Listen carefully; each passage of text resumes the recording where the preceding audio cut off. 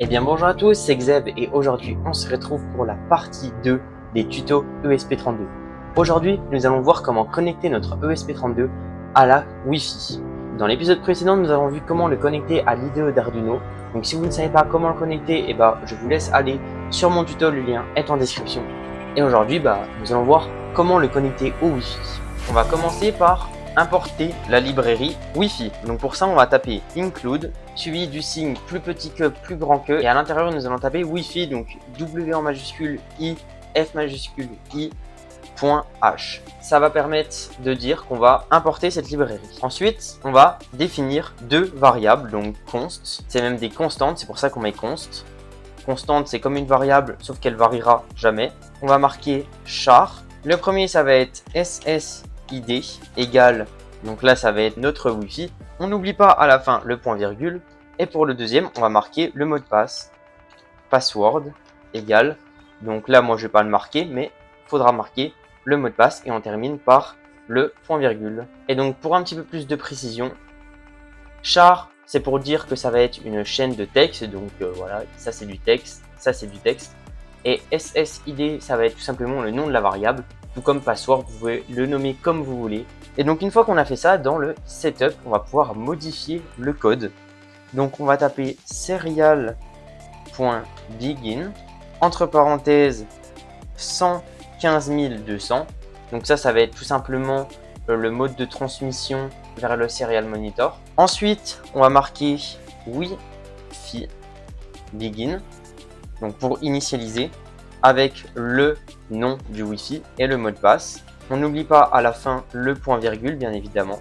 On va pouvoir afficher quelque chose dans le serial monitor pour qu'on puisse un petit peu voir ce qui se passe. Donc pour ça, on va mettre serial.print, entre parenthèses, connexion au Wi-Fi. Ensuite, on va faire une petite boucle while. Donc, wifi.status, entre parenthèses. Donc, si il n'est pas égal, donc pour ça, point d'exclamation égal. S'il n'est pas égal à WL-du-bas connected, on va faire ceci. Donc, ça veut dire que si le Wi-Fi n'est pas connecté, voilà. Alors là, attention, tout est en majuscule, hein, le L aussi, connected. Et donc, on va mettre un petit délai pour attendre une demi-seconde. Et ensuite, on va serial.print.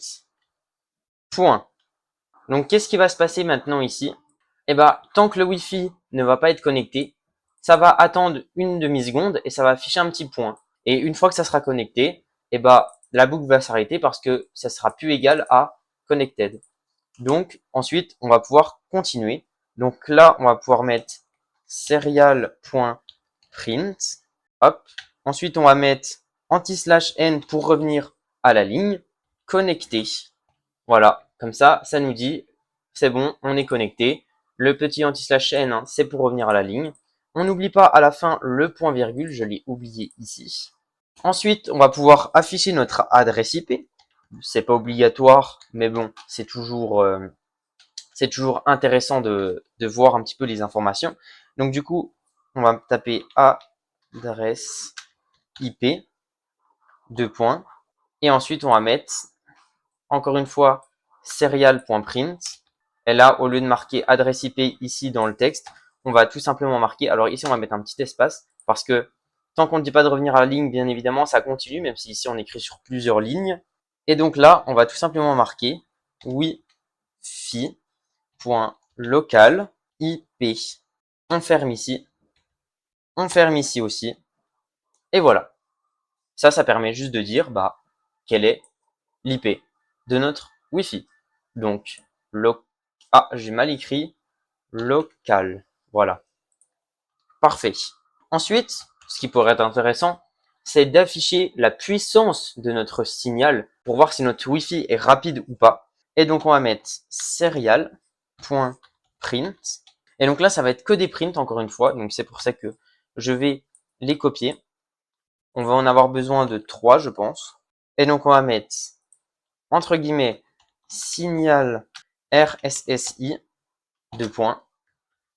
Ici, on va marquer le signal, donc wi-fi.rssi entre parenthèses. Et donc là, à la fin, on va marquer espace dBm. dBm, ça veut dire décibels milliwatts. Et donc, c'est tout simplement une unité pour parler du signal Wi-Fi. Et donc ici, eh ben, on a besoin de rien parce que tout se fait justement dans le setup. Et ce qu'on pourrait même faire, c'est mettre la puissance du signal justement dans loop pour voir si la puissance du signal varie en fonction du temps. Par exemple, vous pourrez essayer d'éloigner votre ESP32 et puis voir comment se comporte le signal avec bien sûr un petit délai pour que on ait le temps de bien voir tout ça. Donc de 5 secondes par exemple, 5000 millisecondes. C'est-à-dire que toutes les 5 secondes, ça a marqué la puissance du signal.